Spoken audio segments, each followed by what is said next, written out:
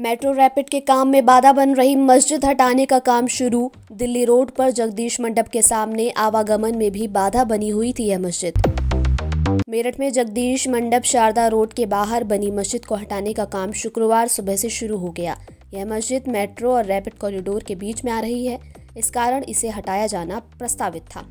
फिलहाल मस्जिद पर हथौड़ा चलाना शुरू हो चुका है। कॉरिडोर का जो लेआउट है उसमें मस्जिद के कारण काम में परेशानी हो रही है, इसलिए मस्जिद हटानी है। अतिक्रमण हटाने के विरोध में ट्रांसपोर्टरों ने जताया आक्रोश। नगर निगम में नगर आयुक्त के कार्यालय में पहुंचे व्यापारी, लगाया पक्षपात का आरोप। अवैध अतिक्रमण के खिलाफ मेरठ में गुरुवार को नगर निगम का बुलडोजर चला, तो इसके विरोध में शुक्रवार को ट्रांसपोर्ट नगर के दर्जनों व्यापारी कांग्रेसी नेता रंजन शर्मा और ट्रांसपोर्टर गौरव शर्मा के नेतृत्व में नगर निगम कार्यालय पहुंचे और नगर निगम के प्रवर्तन दल की कार्रवाई का विरोध किया। जिला कारागार में कैदियों को कराया संगम के जल से स्नान। महाकुंभ से जल लाकर कुंड में बहाकर कैदियों को दी पवित्र स्नान की सुविधा। मेरठ में चौधरी चरण सिंह जिला जेल में बंद बंदियों ने शुक्रवार को आस्था की डुबकी लगाई है। जेल प्रशासन ने बंदियों को पवित्र कुंभ के जल से डुबकी लगाने के लिए विशेष प्रबंध किए थे। जेल प्रशासन ने 5 घड़ों में पवित्र कुंभ से जल मंगवाया और पूजा पाठ के बाद उसको बंदियों के नहाने के कुंडों में डाल दिया। इसके बाद बंदियों ने आस्था की डुबकी लगाई। रैपिड के लिए बजट में 914 करोड़। हस्तिनापुर फिर रहा खाली। हस्तिनापुर रेल परियोजना के साथ ही मेरठ की हवाई उड़ान को भी लगा झटका। यूपी सरकार ने गुरुवार को प्रदेश का बजट जारी कर दिया। मेरठ में गंगा एक्सप्रेसवे को विस्तार दिया गया। गंगा एक्सप्रेसवे को हरिद्वार से जोड़ा जाएगा। इसके लिए यूपी सरकार ने 50 करोड़ रुपए जारी किए हैं, जबकि रैपिड रेल प्रोजेक्ट के लिए बजट में 914 करोड़ रुपए की व्यवस्था की गई है। मेरठ के सलावा में बन रहे मेजर ध्यानचंद खेल विश्वविद्यालय के लिए 223 करोड़ रुपए की व्यवस्था की गई, लेकिन लोगों का कहना ये है कि हर बार की तरह इस बार भी हस्तिनापुर को बजट में कुछ नहीं मिला है। मेरठ से हवाई उड़ान को भी झटका लगा है। 120 किलोमीटर की रफ्तार से सिर्फ 7 घंटे में पहुंचेंगे प्रयागराज। हरिद्वार तक विस्तार होने पर पर्यटन को बढ़ावा देने के लिए महत्वपूर्ण होगा गंगा एक्सप्रेसवे। उत्तर प्रदेश सरकार ने अपने दूसरे कार्यकाल का बजट पेश किया है, जिसमें प्रदेश के विकास के लिए कई महत्वपूर्ण योजनाओं पर ध्यान दिया गया है। इनमें से एक प्रमुख योजना है गंगा एक्सप्रेसवे, जो पश्चिमी उत्तर प्रदेश के विकास के लिए बेहद महत्वपूर्ण है। मेरठ के बिजौली गांव से शुरू होने वाला गंगा एक्सप्रेसवे मेरठ हापुड़ हाईवे से कनेक्ट होगा। इस एक्सप्रेसवे के बनने के बाद बुलंदशहर, अलीगढ़, हापुड़ से आने वाले लोग भी हाई स्पीड में प्रयागराज की तरफ जा सकेंगे। साथ ही दिल्ली, गाजियाबाद से आने वाले लोग भी बिजली बम्बा बाईपास होते हुए मेरठ गंगा एक्सप्रेसवे पर सफर कर पाएंगे।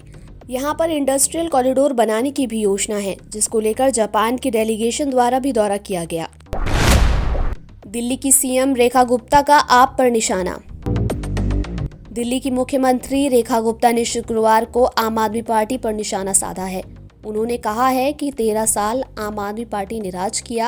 अपना कार्यकाल देखें, हमें एक दिन में प्रश्न करने वाले ये कौन लोग हैं जिन्होंने दिल्ली का सर्वनाश कर दिया, जनता के अधिकारों का हनन किया और काम नहीं किया। देखिए, मैं पूछना चाहती हूँ, 15 साल कांग्रेस का राज रहा, 13 साल आम आदमी पार्टी ने राज किया।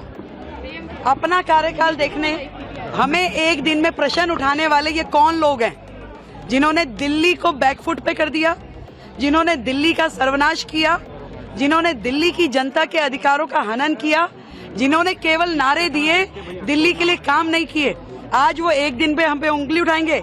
ये हम हैं जिन्होंने पहली दिन शपथ लेते ही कैबिनेट की मीटिंग करी और उस कैबिनेट की मीटिंग में आयुष्मान योजना, जो कि आम आदमी पार्टी की सरकार ने रोक रखी थी, लाखों लोगों के अधिकारों का हनन किया हुआ था, 10 लाख रुपए का लाभ सीधा सीधा हमने आयुष्मान को दिल्ली को पहली कैबिनेट की मीटिंग पहले दिन शपथ लेते ही दिया है। ये कोई लोग नहीं है, इन्हें कोई अधिकार नहीं है हमसे प्रश्न करने का। इन्हें अपना गिरेबान झांक के देखना चाहिए। दिल्ली की चिंता अब हम करेंगे।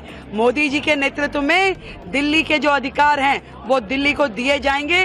कृपया अपना ध्यान रखें, अपनी पार्टी का ध्यान रखें। उसमें बहुत टूट फूट हो रही है, न जाने कितने लोग खिसकने के लिए तैयार हैं। कांग्रेस पार्टी ने बोला है ये सिर्फ फोटो ऑफ है, सिर्फ फोटो वीडियो मीडिया के लिए किया जा रहा है। अरे मैं फिर वही कहूंगी, 15 साल उन्होंने कर लिया, 13 साल उन्होंने कर लिया, हमें क्या, हम अपना एक दिन में जाकर के, उन्हें तकलीफ इसी बात की है कि अरे इन्हें तो अपने सारे कमिटमेंट्स याद हैं।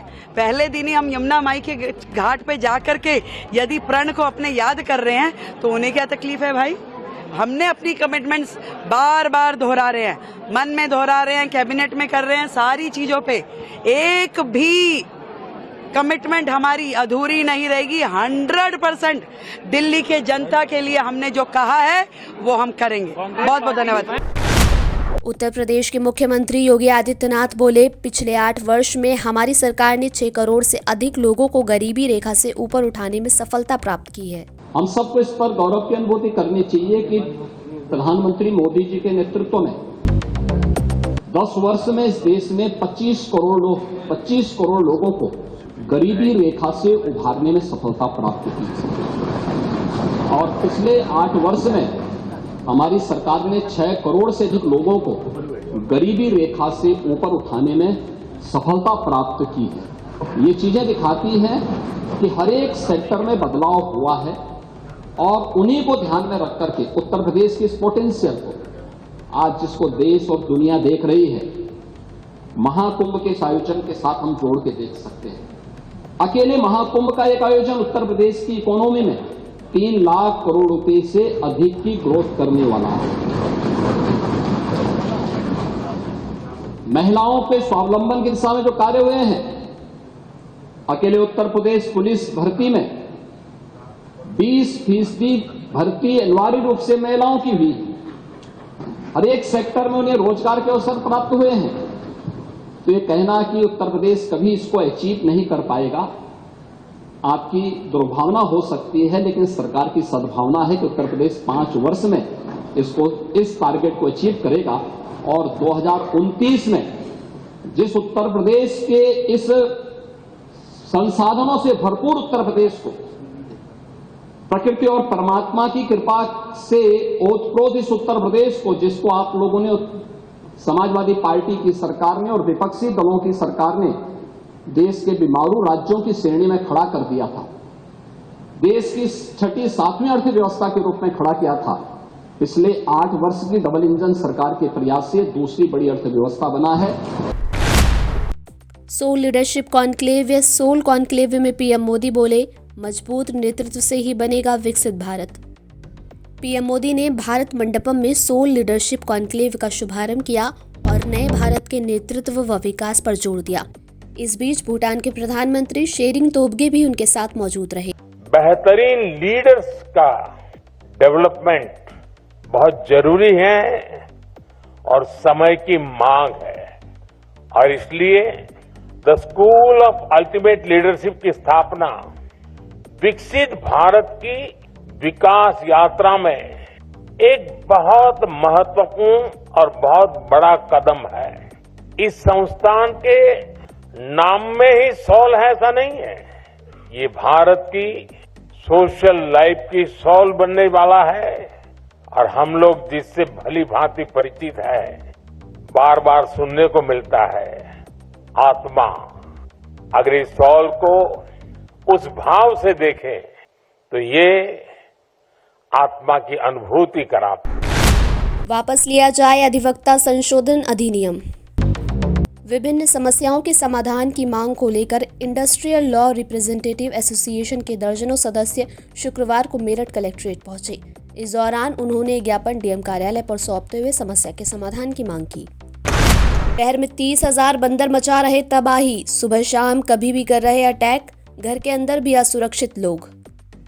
मेरठ शहर के लोगों को इन दिनों अजीब समस्या का सामना करना पड़ रहा है। जहां आमतौर पर चोर से परेशान रहते हैं, मेरठ में लोग बंदरों से परेशान हैं। पूरे शहर में 30,000 से अधिक बंदर खुलेआम घूम रहे हैं। इन्हें कौन पकड़े और पकड़कर कहां रखा जाए, ये बड़ा सवाल है। बंदरों की समस्या को लेकर नगर निगम और वन विभाग दोनों में ही अजीब सी जंग देखने को मिल रही है।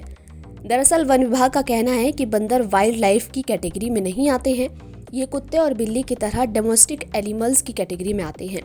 ऐसे में नगर निगम ही इन्हें पकड़ सकता है। हालांकि वन विभाग अपनी तरफ से जितनी हो सके उतनी मदद करने के लिए तैयार है, लेकिन नगर निगम का कहना है कि वो 30,000 बंदरों को पकड़कर कहां छोड़ेगा। इस तरह दोनों के बीच की इस संशय के बीच मेरठ शहर के लोगों की जिंदगी में कोहरा मचा हुआ है। बंदरों के अटैक के कई मामले सामने आते जा रहे हैं। खबरों को विस्तार से पढ़ने के लिए www.shardaexpress.com वेबसाइट को विजिट कीजिए।